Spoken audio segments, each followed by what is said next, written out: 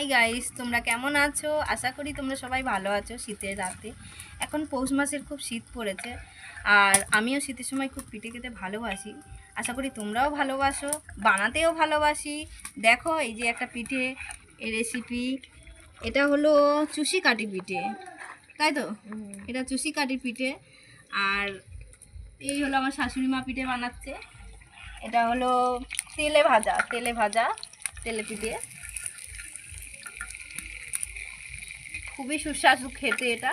এই যে এগুলো খুবই সুস্বাদু খেতে।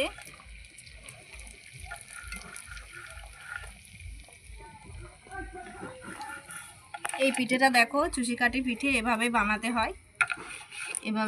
হয়, তারপরে এটা দুধে দিতে হয়, তাই তো?